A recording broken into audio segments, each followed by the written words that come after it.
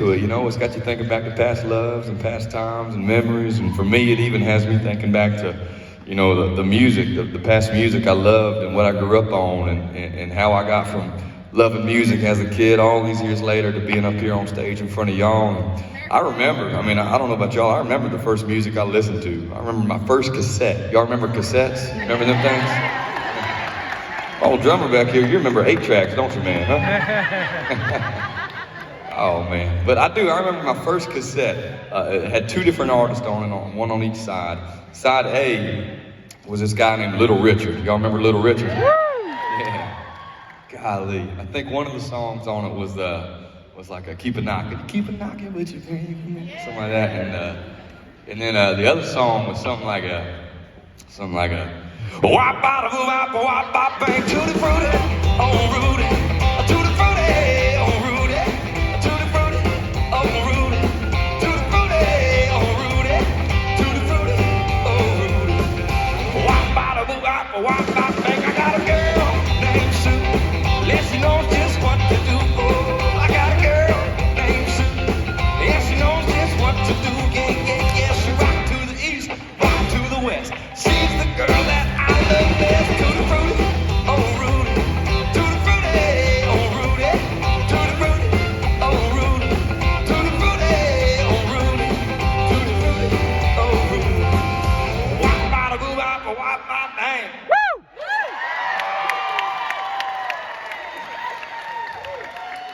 Man, I got that cassette at 5 years old. I was wearing that thing out. Like, I can just imagine my parents seeing me singing that down the hall, thinking, man, somebody call the doctor. We got a weird kid. That's what I was listening to. And then I'd flip that same cassette over, and this guy on this side of the track just completely changed my world. They still call him the king of rock and roll, and he is that. There was never and there will never ever be again another guy like Elvis Presley. He was truly one of a kind. Man, what a love it started for me when I heard these songs. The first one was Hound Dog. Oh, word. And the second one was something like well, that's 1 for the money, 2 for the show, 3 to get ready. Now cocaine good, don't you? Step on my blue suede shoe. But you can do anything, stay home for my blue suede shoes. You can knock me down, step on my face, slander my name all over the place. Do anything that you wanna do, but I wanna say I'm blue shoes, and don't you? Step my blue suede shoe. Well, you can do anything, stay home for my blue suede shoe. Well, you can do anything, stay home for my blue suede shoe. Thank you very much.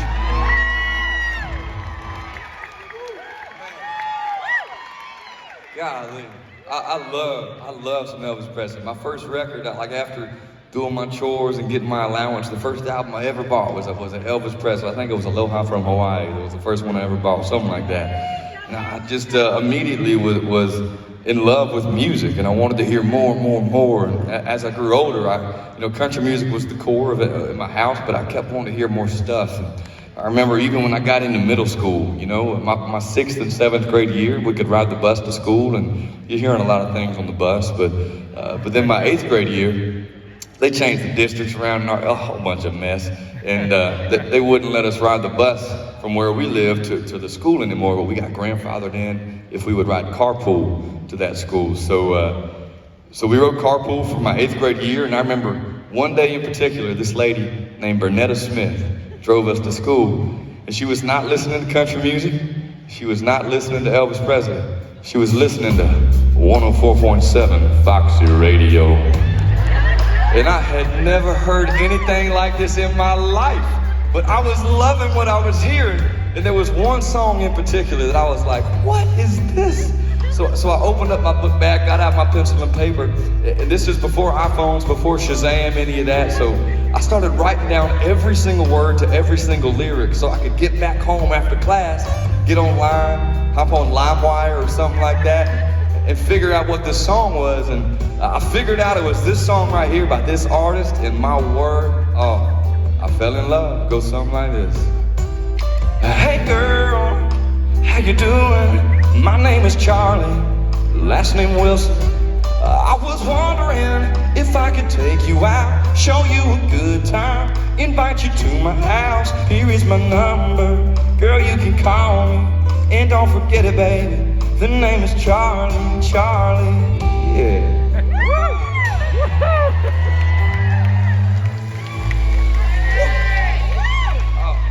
When I tell you to this day, I am the world's biggest Charlie Wilson fan.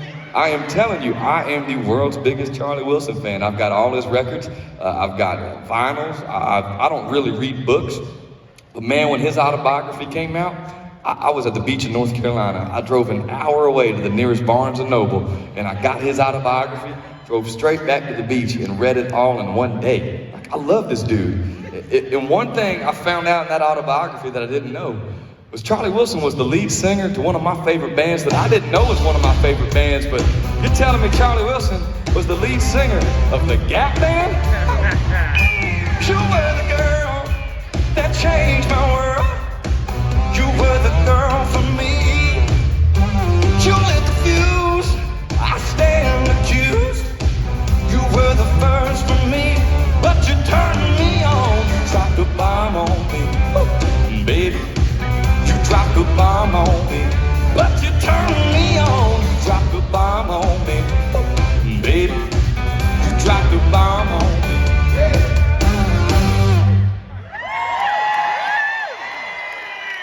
Oh, I know you didn't think you were hearing the Gap Band when you showed up to a Scotty McWhat.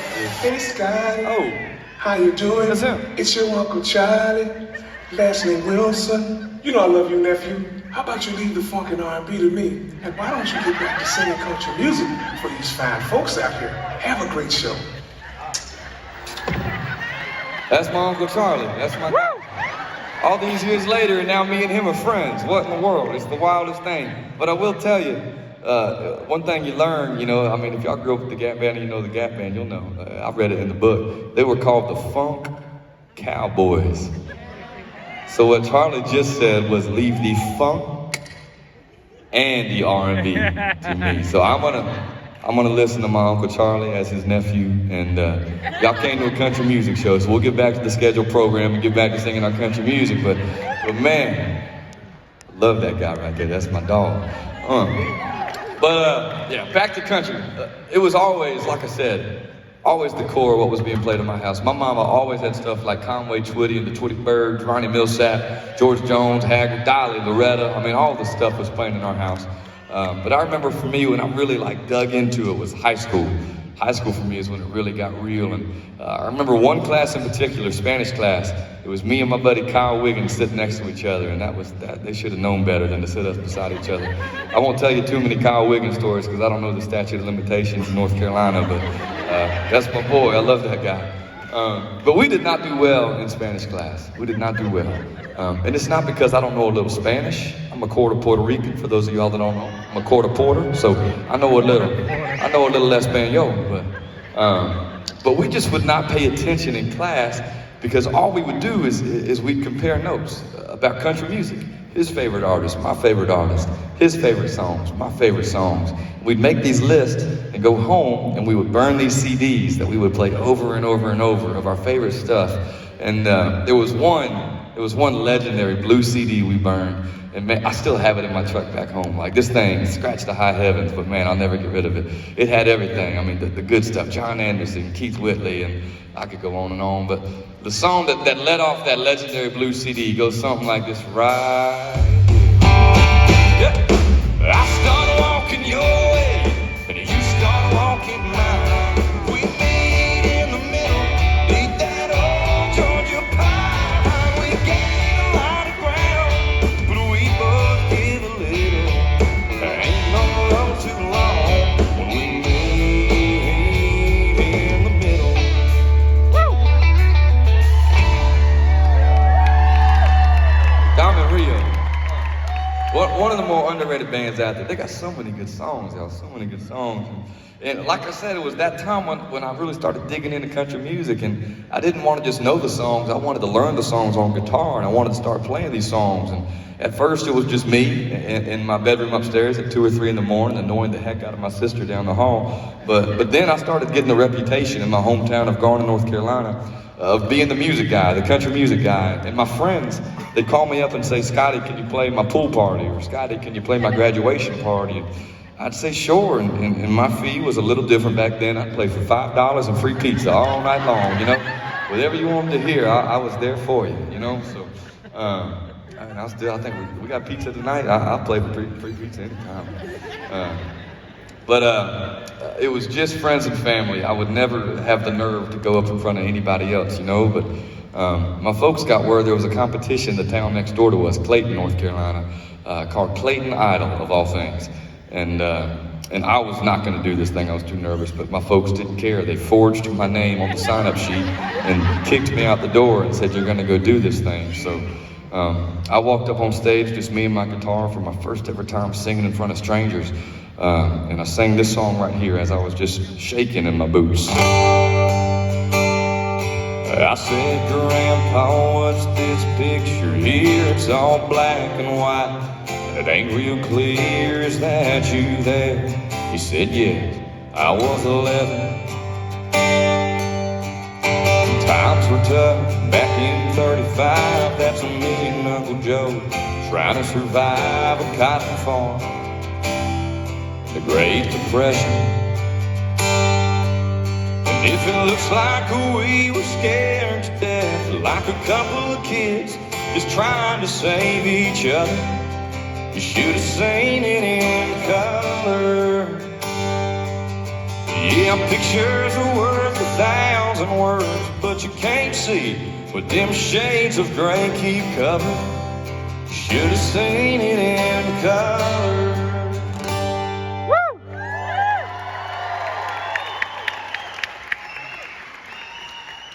Man, I finished up that song and I walked off stage just still shaking, and I was the last to sing of the whole night. And the judges came out and announced the winners of the young group, announced the winners of the old group, and then they announced the overall winner. And lo and behold, my first ever competition that I entered, I won Clayton Idol, my first ever thing. And it really was, it was no big deal. I finished the song, and I think when they announced the winner, 17 people in the crowd went wild, and I got a $20 McDonald's gift card and was the Grand Marshal in the Clayton, North Carolina Christmas Parade. I mean, that was big time, right?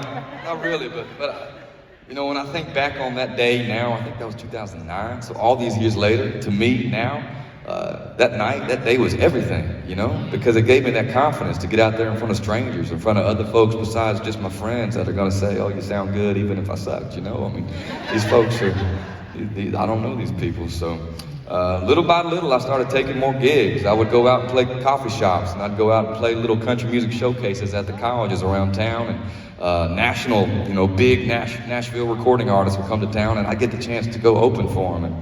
And then one day I'm watching